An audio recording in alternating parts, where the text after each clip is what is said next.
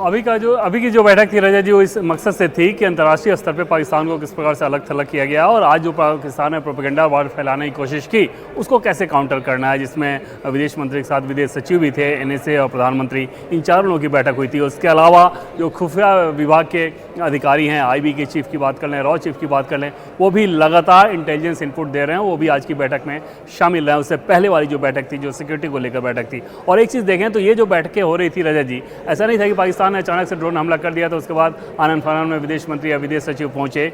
ये पूर्व निर्धारित बैठक थी ओवरऑल सिनेरियो के लिहाज से ही, क्योंकि जो ड्रोन के द्वारा माहौल बनाने की कोशिश कर रहा है पाकिस्तान, उसको लेके बहुत ज़्यादा चिंतित इंडियन इस्टेब्लिशमेंट नज़र नहीं आ रहा है। उनको ये पता है कि हाँ ऐसा होगा, और हमें ये बताया भी गया कि हमला वो था जो हमने किया था। और उसके बाद जाहिर तौर पे पाकिस्तान अपनी बौखलाहट मिटाने के लिए कुछ ना कुछ ये करने की कोशिश कर रहा है, और इस कमज़ोरी के लिए भारत की तरफ से जैसे प्रोटीन और विटामिन की उसको ज़रूरत है, वो लगातार उचित मात्रा में डोज में दिया जा रहा है और आगे भी दिया जाता रहेगा, ये हमें बताया गया है।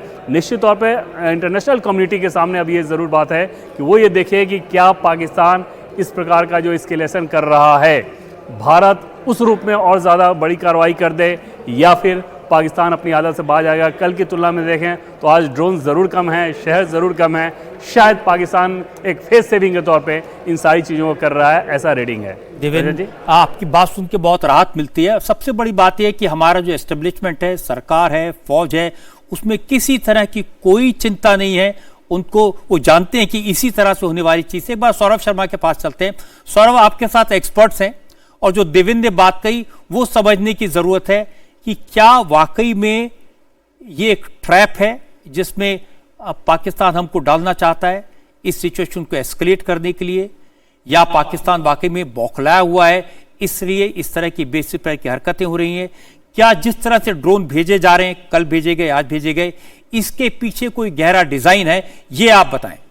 जी, हमारे साथ एक्सपर्ट्स मौजूद हैं रजत जी। मैं लेफ्टिनेंट जनरल संजय कुलकर्णी जी से समझना चाहूंगा। देवेंद्र ने जो सर बात कही कि ये पाकिस्तान का फेस सेविंग का एक जरिया दिखाई देता है, और उन्होंने कहा हमला तो वो था जो हमने किया 6-7 की रात को, जो आपने उनके आतंकी इंफ्रास्ट्रक्चर पर वार किया, चोट की, उसमें 100 से ज्यादा आतंकवादी मारे गए। देखें तो पाकिस्तान की कोई भी जवाबी कार्रवाई पिछले 3 दिनों से जो भी वो कर रहा है उस लेवल की, उस स्केल की नहीं है। तो क्या आपने केवल देश की जनता को एक खुश रखने के लिए कि हाँ हमने भी जवाब दे दिया, वही कार्रवाई है ये? बिल्कुल सौरभ जी, आप देखेंगे कि ये जो पूरी कार्रवाई है इसके पीछे एक मकसद है पाकिस्तान का। हम लोगों ने आतंकी लोकेशंस पे हमले किए और पूरे विश्व भर में हमने फैलाने की कोशिश की एक बात, और जो हमने साबित की कि हमारा जो है वो रेस्ट्रेन नॉन एस्केलेटरी था, और हमने सिर्फ टारगेट किए लोकेशंस ऑफ द टेररिस्ट, और वो थे तकरीबन 9। अब आप देखिएगा पाकिस्तान क्या कर रहा है। अब पूरे विश्व भर में अब जब सारे के सारे देश हिंदुस्तान के साथ खड़े हैं, वो ये कह रहे हैं कि पाकिस्तान आतंक को रेन करे और पाकिस्तान आतंक के ऊपर काबू पाए, और इस तरह की अगर हरकत करेगा तो कई देश बोल रहे हैं हिंदुस्तान जो कार्रवाई कर रहा है वो ठीक कर रहा है। अब अपना जो मेथड है वो है non escalatory, restrain and targeting. अब पाकिस्तान क्या कर रहा है, हमने पूरे इसमें क्या किया, हमने ना उनके सिविल एस्टैब्लिशमेंट्स को टारगेट किया, ना हमने उनके मिलिट्री इंस्टॉलेशंस को टारगेट किया। तो पूरे विश्व में एक बात क्लियर हो गई कि भारत वेरी रिस्पॉन्सिबल नेशन, और जो कर रहा है वो इस तरीके से कार्रवाई कर रहा है, इट इज नॉन एस्केलेटरी। तो पाकिस्तान क्या कर रहा है? अब पाकिस्तान, क्योंकि हिंदुस्तान के अंदर कोई भी टेररिस्ट लोकेशन नहीं है, तो अब पाकिस्तान ने भारत के ऊपर हमला किया है। तो पाकिस्तान ने अगर भारत के ऊपर हमला किया है, अब वो देखना चाहता है कि भारत किस तरीके से रिटेलिएट करता है।